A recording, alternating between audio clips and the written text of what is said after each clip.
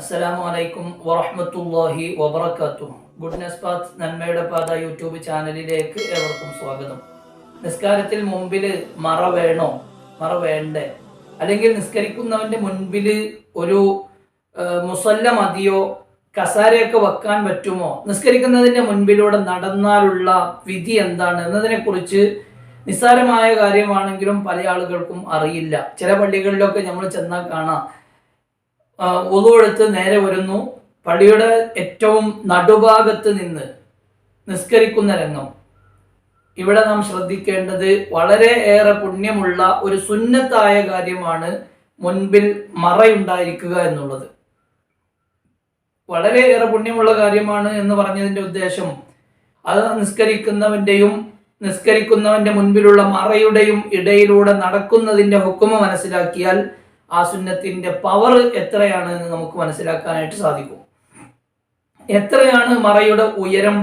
പണ്ഡിതന്മാർ പറയുന്നുണ്ട്, ഒരു മുഴത്തിന്റെ, ഇതാണ് ഒരു മുഴം എന്ന് പറഞ്ഞാൽ, ഈ ഒരു മുഴത്തിന്റെ 2/3 ഭാഗം അല്ലെങ്കിൽ അതിൽ കൂടുതൽ, അടിയിൽ നിന്ന് നോക്കുകയാണെങ്കിൽ ഇത്ര ഭാഗം ഉയരമുള്ള ഒരു മറ ഉണ്ടായിരിക്കണം. ഒരു മുഴത്തിന്റെ 2/3 അതിൽ കൂടുതലോ ഉള്ള മറ ഉണ്ടായിരിക്കണം. മറ ചുമര് പറ്റും, തൂണ് പറ്റും, അതുപോലെ ചലിക്കാത്തതാണ് ഏറ്റവും ഉചിതം. ചലിക്കുന്ന മറയാണ് മുൻപിലുള്ളത് എങ്കിൽ അതിലേറെ ഉത്തമം ചലിക്കാത്ത മറയുണ്ടെങ്കിൽ അവിടെ നിസ്കരിക്കലാണ്. അതുപോലെ തന്നെ നിസ്കരിക്കുന്നവന്റെയും മറയുടെയും ഇടയിലുള്ള ഗ്യാപ്പ് എന്ന് പറഞ്ഞാൽ 3 മുഴമാണ്. 1 മുഴം, 2 മുഴം, 3 മുഴം. ഒരു 3 മുഴത്തിന്റെ കൂടുതൽ ദൂരം മറക്കും നിസ്കരിക്കുന്നവന്റെ ഇടയിലും ഉണ്ടാവാൻ പാടില്ല. നിസ്കരിക്കുന്നവന്റെ മുൻപിൽ ഉയർന്ന മറ ഇല്ലെങ്കിൽ അവനിക്ക് മുസല്ല വിരിക്കാം, അതല്ലെങ്കിൽ ഒരു കമ്പ് നാട്ടി വെക്കാം, അതല്ലെങ്കിൽ നീളത്തിൽ ഒരു വര വരക്കാം. ഇങ്ങനെയൊക്കെ ഓപ്ഷനുണ്ട്. ഇത്രയേറെ ഓപ്ഷനുകൾ തന്നതിൻ്റെ ലക്ഷ്യവും ആ മറയുടെ പ്രാധാന്യത്തെ നമ്മിലേക്ക് പഠിപ്പിച്ചു തരുന്നുണ്ട്. അതോടൊപ്പം തന്നെ നിസ്കരിക്കുന്നവന്റെ ഈ പറയപ്പെട്ട രൂപത്തിലൊക്കെയുള്ള മറ കീപ്പ് ചെയ്യുന്ന ഒരാൾ ആ നിസ്കരിക്കുന്നവന്റെയും മറയുടെയും ഇടയിലൂടെ നടന്നു പോകുന്നതിന്റെ വിധി ഹറാമാണ്. ഒരാൾക്ക് എത്ര സമയമാണോ കാത്തു നിൽക്കേണ്ടി വന്നാലും അത്ര സമയം അവന്റെ മുന്നിലൂടെ കട്ട് ചെയ്ത് മുറിഞ്ഞു പോവാതെ അവിടെ വെയിറ്റ് ചെയ്യണമെന്നാണ് ഇസ്ലാമിന്റെ നിയമം. അത്രമേൽ പ്രാധാന്യമുണ്ട്. കാരണം നിസ്കാരം എന്ന് പറഞ്ഞാൽ അത് അള്ളാഹുവുമായുള്ള മുനാജാത്താണ്. അള്ളാഹുവുമായുള്ള കൂടിക്കാഴ്ചയും സംഭാഷണവും ചെയ്യുമ്പോൾ അതിന്റെ ഇടയിലൂടെ നടക്കുക എന്നുള്ളത് തെറ്റായ ഹറാമായ ഒരു അനാദരവ് തന്നെയാണ്.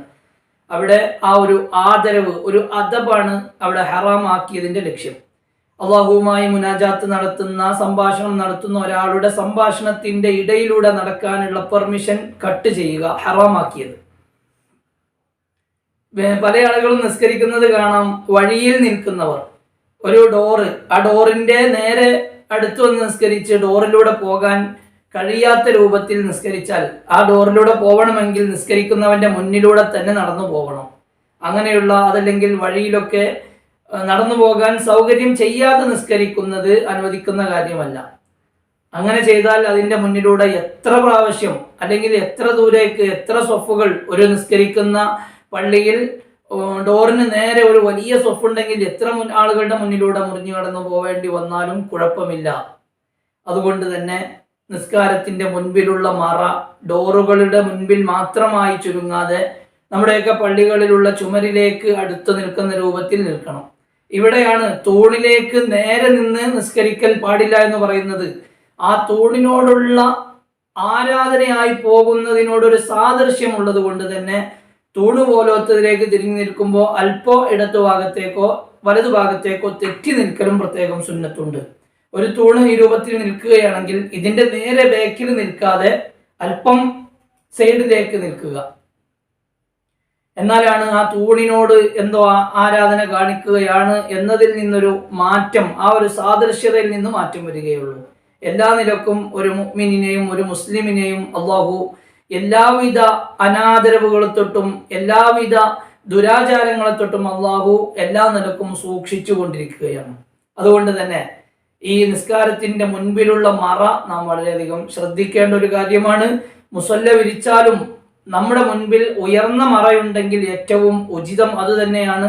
നമ്മുടെയൊക്കെ വീടുകളിൽ ചുമരിനോട് അടുപ്പിച്ചാണ് നമ്മൾ നിസ്കരിക്കാറുള്ളത്. ചുമരിനോട് അടുപ്പിച്ച് നിൽക്കുമ്പോൾ നാം ചുമരിന് നേരെ മുസല്ല ഇടണം എന്ന് ഒരിക്കലും നാം നിർബന്ധമായി ചിന്തിക്കേണ്ട കാര്യമല്ല. ഖിബ്ല മിക്ക വീടുകളിലും ഖിബ്ലയിലേക്ക് ഒരു അല്പം വലതുഭാഗത്തേക്കാണ് കൂടുതലും ഉണ്ടാവുക. ഒരു 20 ഡിഗ്രി 19 ഡിഗ്രി ഒക്കെ വലതുഭാഗത്തേക്ക് മിക്ക വീടുകളിലും തെറ്റേണ്ടതായിട്ടുണ്ടാകും. അങ്ങനെയുള്ള വീടുകളിലൊക്കെ അത്തരം തെറ്റി ഖിബ്ലയിലേക്ക് തിരിഞ്ഞ് മുൻപിൽ ചുമരുള്ള രൂപത്തിൽ നിസ്കരിക്കാനായിട്ട് ശ്രദ്ധിക്കണം. അല്ലാഹു സുബ്ഹാനഹു വ തആല നമുക്കൊക്കെ ഒരുപാട് അറിവുകൾ നേടാനും ജീവിതത്തിൽ പകർത്താനും ഭാഗ്യം നൽകി അനുഗ്രഹിക്കട്ടെ. Please watch and subscribe goodness path. അസ്സലാമു അലൈക്കും വറഹ്മത്തുള്ളാഹി വബറകാതുഹു.